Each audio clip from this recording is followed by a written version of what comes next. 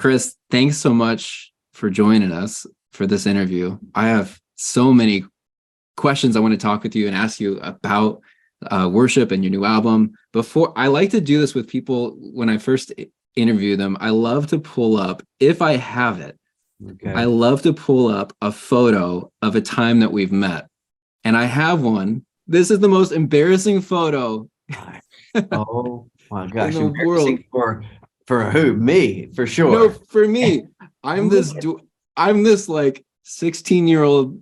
All right, so this is me. I'm like a 16-year-old worship leader at a church in Cincinnati. This was my moment to meet Chris Tomlin. And here I am in the corner with my eyes shut. You've got your arm around my friend Seth, and I'm just kind of like hiding off in the corner here. It's all I'm good. like, this is great. so humiliating. That's in 2005.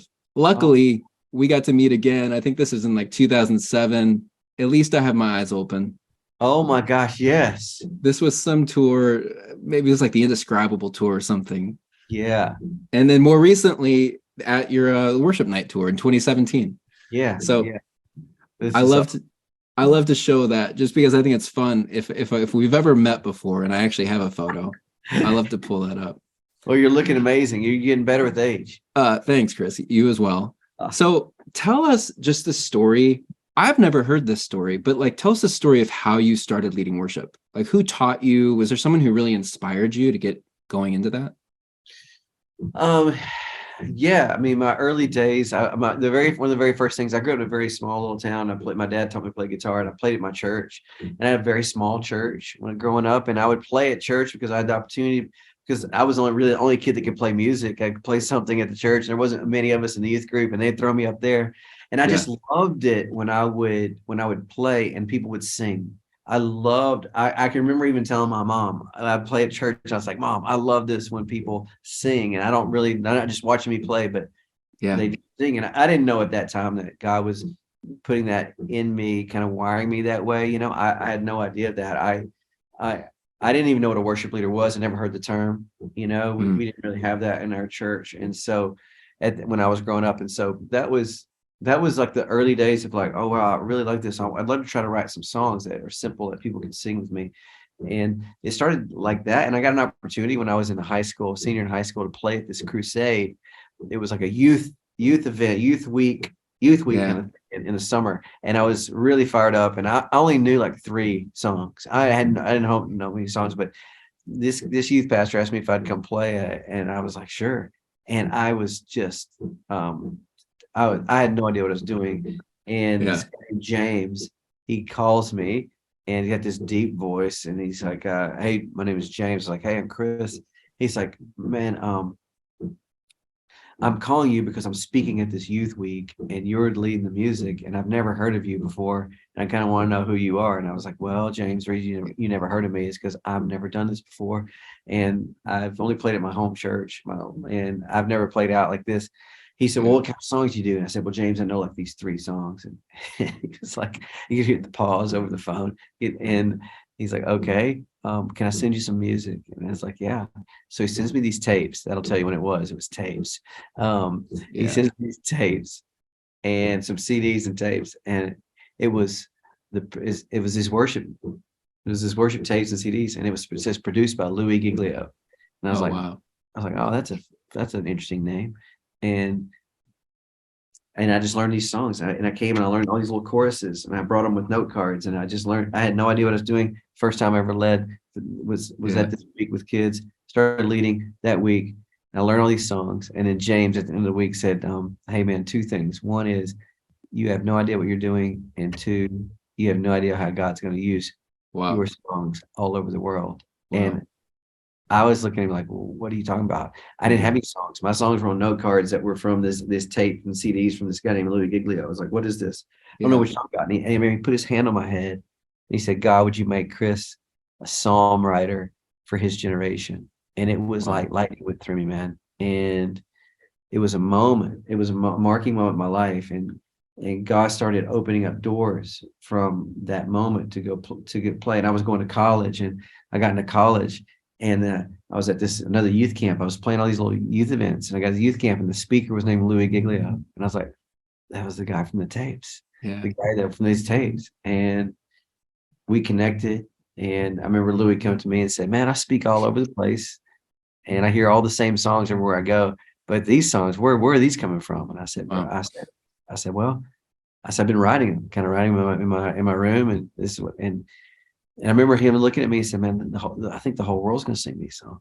And it was a second person who had come along, and so Louis like, "Man, when I go speak, I'm going to take you with me." And this is Yeah. before Passion. This is way before any of that. Yeah. And these early days. And so I say all that to say it was people who believed in me when I didn't see it myself. I surely didn't see those Yeah. things in myself. Somebody believed in me and saw something I didn't see in myself. And looking back, it's just God's incredible divine plan, because I would have never dreamed it. I would have never dreamed. I didn't know how to do this. Knowing my family's in music, knowing my family's in ministry, I had no idea how this would work. I was just trying to take small steps and whatever opportunities came my way. Yeah. Wow. And what, 20, 30 years later? I mean, 30 years. Wow. Look at it 30 now. years later, here we are, still trying to do the same thing, trying to write songs for the church, trying to write songs for that congregations sing. And I love that. Same thing. I still same thing. I just want people to sing, Yeah. Well, your songs have impacted churches like all over the world. I mean, I know as a worship leader, I've led your songs just about every week for the past 20 years. I'll never forget when I was on staff at the Vineyard Church in Cincinnati. Yeah. And she called me and she's like, "Matt, have you heard this new song on the radio? Indescribable. You have to do it. You have to do it." And it was in my set list for every week for like the next year. Oh man. And that's so cool. So I want to talk about your new album, because it's full of worship songs that are incredible. Holy Forever is one of them. Yeah. But before we get there, everybody listening to this, a lot of them, worship leaders, we kind of know you as a worship leader. We know you as a songwriter. We've been singing your songs. Can we switch gears and just give us a glimpse into like what the world of Chris Tomlin looks like just in a normal work week, like a normal week, like Right. School drop off, travel, songwriting. I know you golf a little bit. If it was my way, I told the guys, I'm like, I want to get put in a golf cart with Chris Tomlin with GoPros and just like we could golf and just talk about life. That'd be And so fun, bro. We gotta do that. That'd be so fun for that. That'd be a fun interview. Because we could talk about a lot of things and everybody can see how really bad my golf is. So like what like give us a glimpse. Yeah. Like, what is a normal? I mean, I have 3 girls. I have 3 daughters, and 11, 8, and 2. So I have 2-year-olds. We're back in it. And so my wife Lauren, and my life is very pretty much mundane in the day to day. It is a lot of school. When I'm not on the road, I don't try to do anything but try to be with my kids and be with my family, because it's so precious time to me. And so obviously I'm on the road a lot, but when I'm home, it's every chance I can get to pick them up or drop them off or be there and be dad and just be with my girls. And I write as much as I can. In writing comes, it comes in flows for me. It comes in seasons, and there'll be times where I just feel like a lot of songs are coming. Sometimes times where I feel like, man, there's not much in the tank right now, and that's okay. That's just that's part of life and part of the rhythms. But it's very ordinary. There's nothing exciting. Every once in a while I get to play golf. I don't play a lot till it gets warm, and then I try to play if we go on vacation or something. That's kind of the time where I play, bring the clubs and play. But I love that's probably my favorite thing. I love being active. I love swimming. I've gotten into swimming. Try to do that about 3 or 4 times a week at least. And that's so good for me, because I just get in the pool and I just by myself, quiet, and I can think and exercise. I love being active, playing tennis, swimming, golf, all the things. But that's awesome. Mostly being a dad. That's great. That's awesome. When you're do you ever songwrite at home alone? Like is that kind of how you songwrite, or are you always like somewhere with other people?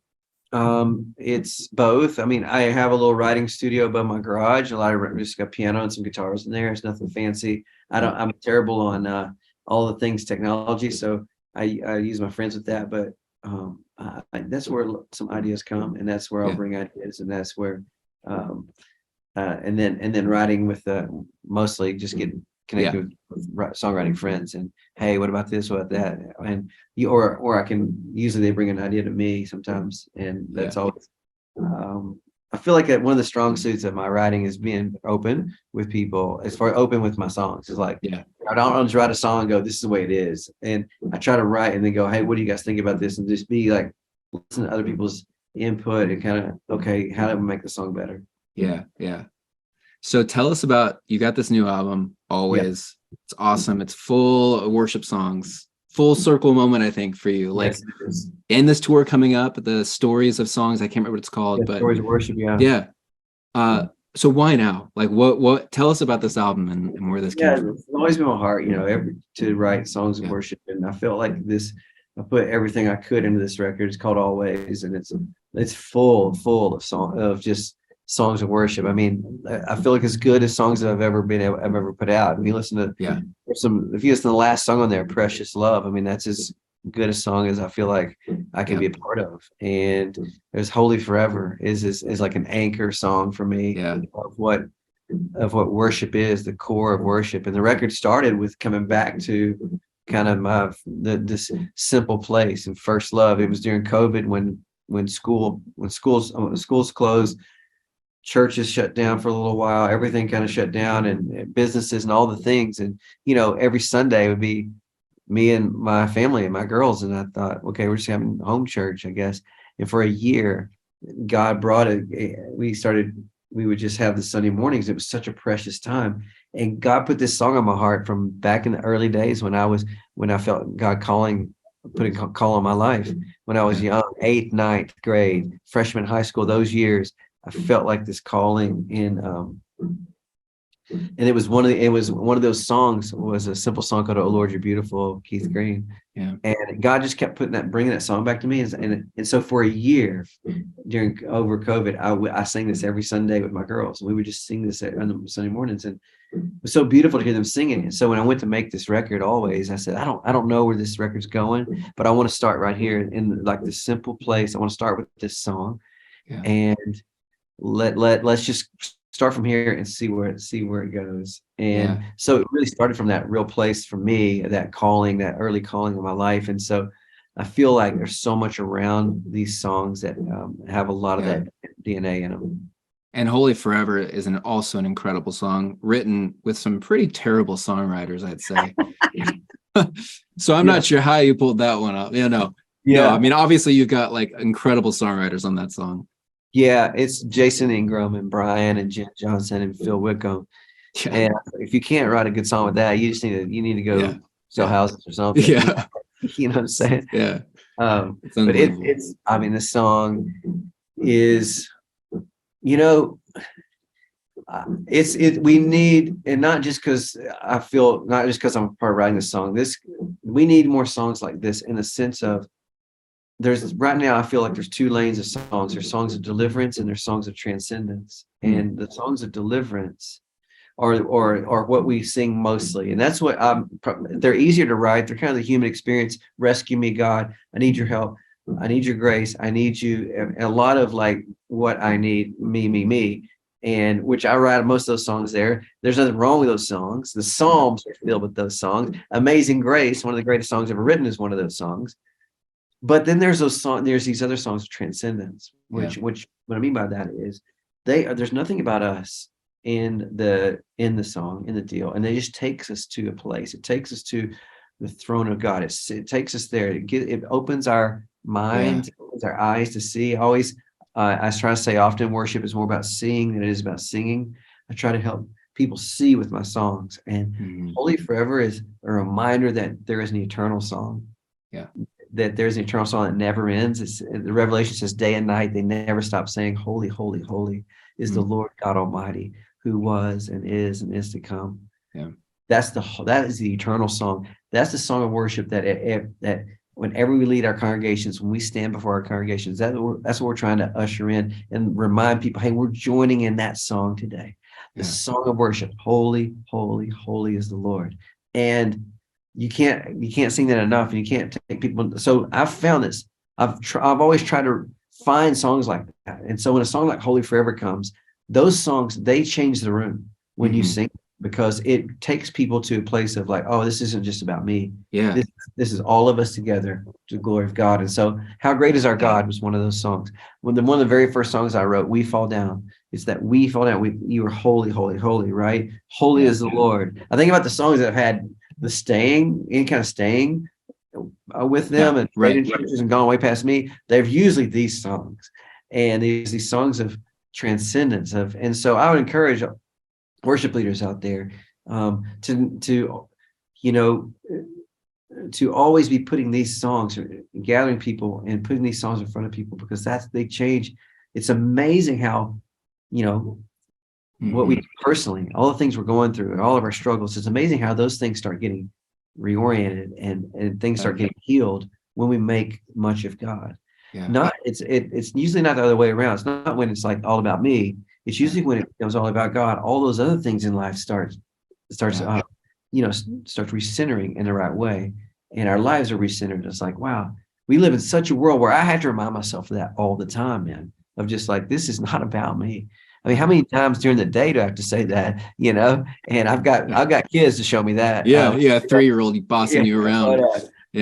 Me too. But it's not about me, and when as worship leaders, when we walk on that stage, that's got to be our posture. This is not about me. This is about God bringing you glory. And what does my congregation need?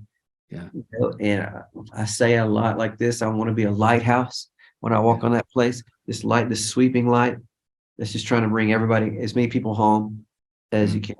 The storms of life, people are in storms. And Lord, let as a worship leader, I just want to be a lighthouse. That just this light that sweeps around the room, that can bring people to you, Lord.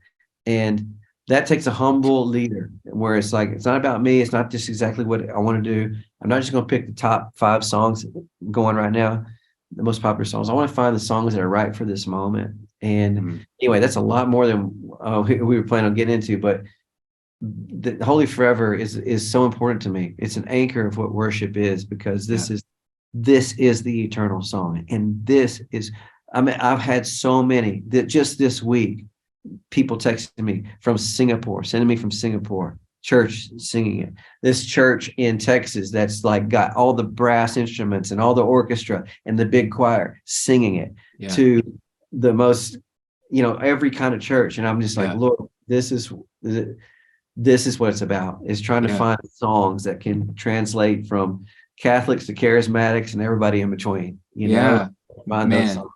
And you guys nailed it. And the scripture says, cry holy, holy, holy.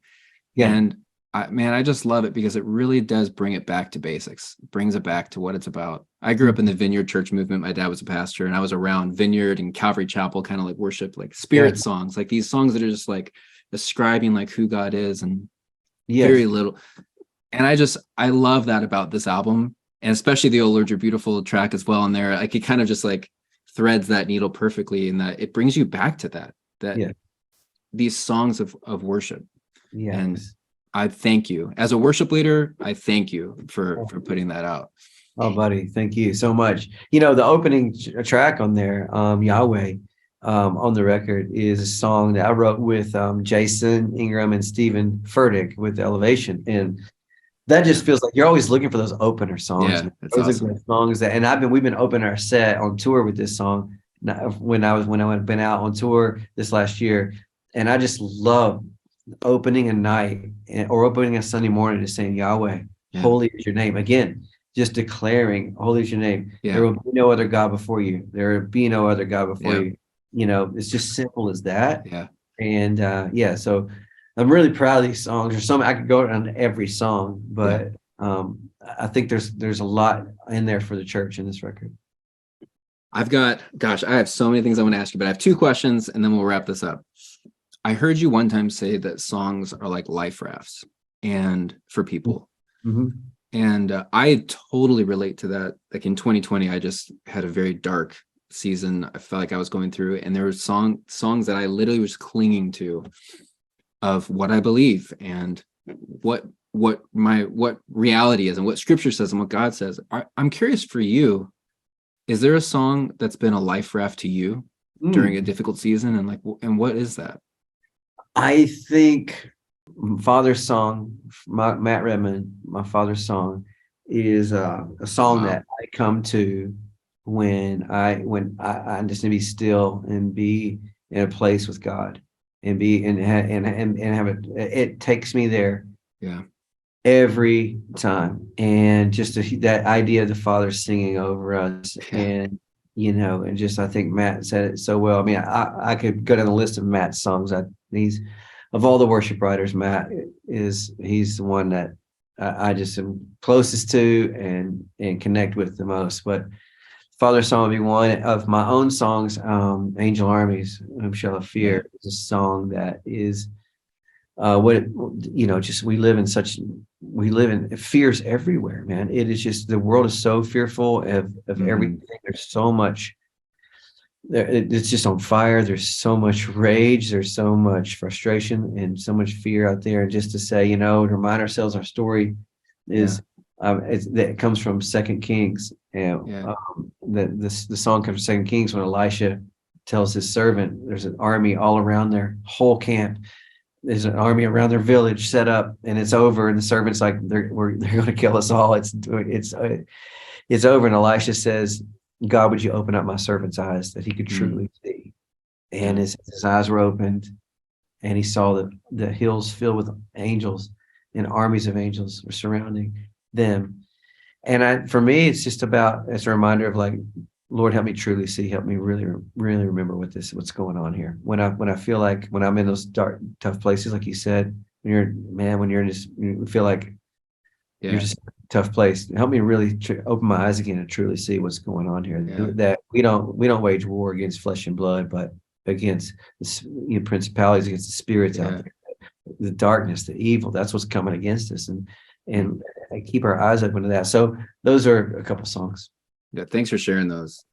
Mine a couple years ago was "You Revive Me," which I know you were a writer on there, Yes. but man, I just love that. Like, my soul, Wow. Lord, is thirsty. Only you can satisfy. Just kind of like bringing you back to like my deserts are rivers of I joy. love it. But Oh yeah, man. And then the bridge where you get into the I'm alive, I'm alive. And it just like, you oh revive me. Oh man, man. I've never done my own version of that, and I need to do that. It makes me think I want to. I walked around our block of we're in our neighborhood so many times listening to that song just on repeat.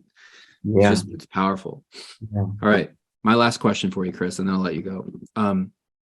If you could go back and tell a younger version of yourself, or let's just pretend you're having coffee with like a 16-year-old worship leader, like that dweeby picture of me I showed you earlier. Let's Yeah. just say you and I got to go out for coffee, and I'm this young worship leader. Like, what's some advice for the road ahead that you would give a young worship leader? Yes. I would say that it is about there's a lot, but I would say it's more about what God thinks at the end of the day than it is what others think. Mm. And especially when it comes to leading worship. And my friend Louis Giglio, that I mentioned earlier in this, that had a profound impact on my life. He said it in even a better way. There's a difference in leading for acceptance and from acceptance. Wow. Yeah. That's a big difference. And if you can get that in your heart, then there's so many of us. And as a musician, you put yourself out there, right? When you walk on a stage, you walk in front of people, it's a vulnerable place, and you're putting Yeah. yourself out there. And a lot of times we can do that for God. You're just trying to get people to accept you and all these things. So you're leading in that way. But if you walk up and lead in a way that you already know that I'm a loved son of God, I'm a loved daughter of God, God's put this in my heart to do.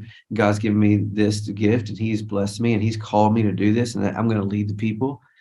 You're going to be a completely different leader, and people are going to follow you in a completely different way, because you're going to have a presence about yourself that is Mm. not about performance. Over here, if you're leading for acceptance, you're in a performance world. You're performing. If you're leading from acceptance, you're in a presence place. You're in a place of having a presence before people. And I think that's what I would say. There's a lot of things to say, but that's one thing people can hold on to. That's what I still try to hold on to when I'm touring. Is this about being accepted by people, or is I'm already accepted by God, and help me? I want to lead the people this way. Yeah. Man, that is great advice. I wish, yeah, that's so good, man. Chris, thank you for taking the time for even having this conversation. And thank you also for the songs you're writing. Yeah. As a worship leader, for real, like I speak on behalf of like all the worship leaders who are watching this. I know we're all just so thankful for what you're doing, what you're Thank writing. you, man. I just want all the worship leaders to know out there, I'm part of you. I'm in your team, man. I feel like this is what is the most important thing in my life is to lead the people of God to worship. And so for those of you who are in it, you're in it every day. You're in it every week. Just do not lose heart. The church feels like it is getting destroyed left and right. Things are falling apart. But just know you're part of. There are people out there right now all over this world that are living and dying for this, that are it's life and death. And this is the real thing. And to help people, to bring them and to understand that you and I, as worship leaders, have the responsibility of what people know of God, what they understand of God, of how people connect with God, and what they think of God is through these songs, the power of music. How powerful is that? So don't give up. Keep writing great songs, keep leading in a way that is leading people, to him, leading people to him, and not to yourself, and not to anything else, but to him, and be patient with people. That's one thing I've learned. I mean, gosh, be patient with people, your congregations, and not everybody's where you are, and that's okay. We're all on a journey. So, man, just honored to talk to you, honored to talk to worship leaders out there. So thank you. Yeah, you've been a real pastor to worship leaders. Thank you. And I love too how you lead with so much joy. It really does come through. Yeah, man. So it's awesome. Thank you, Chris. I hope the next photo we take is on the 18th hole when you've shot 10 strokes better than me. All right. Well, I'm gonna have to really. I don't even know how good you are, but I'm going to practice for that. I'm not that good. But it would be a good time. Thanks for doing this, man. Okay, bro.